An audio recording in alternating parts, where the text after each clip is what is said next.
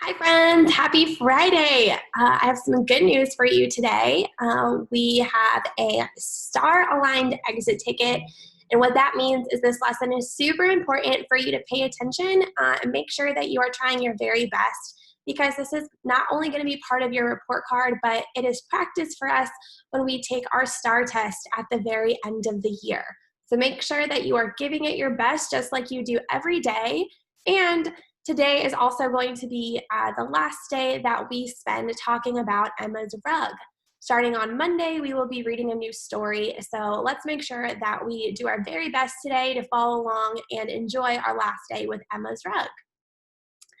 Our objective for today is to describe how the resolution in a text builds on earlier events. We already know from talking about the plot this week that the resolution is how you fix the conflict or how you fix a problem in the story. So we want to know at the very end of the story, the resolution is that Emma finds inspiration within herself, even though she doesn't have her rug anymore. But there's all these events that happen before the resolution, before we find that out at the end of the story. So today we're thinking about how do those events build to bring us to those resolution.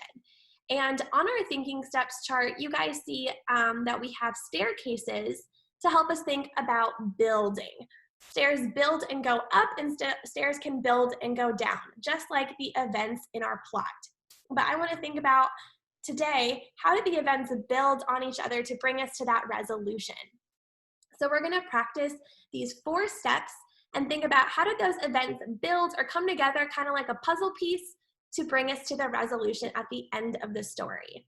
And you might be thinking, you know what, Ms. Hapa, that's super confusing. So let's talk about a story that we didn't read, but that everybody knows. So we have the story here of the 3 little pigs. And we have here how the different events build on each other.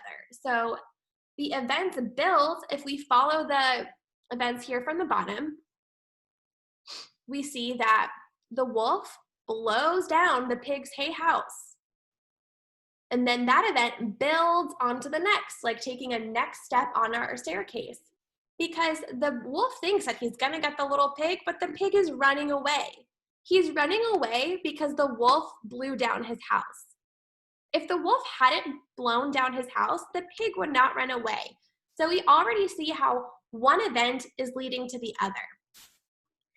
Now that the pig is running away, we see that the wolf is trying to blow down the brick house. He is trying to blow down the brick house because that is where the pig is. And the pig is in the brick house because the wolf blew down the hay house. So we already have 1, 2, 3 events that all build on each other. And our next event, the wolf is climbing down the chimney because he cannot blow down the brick house.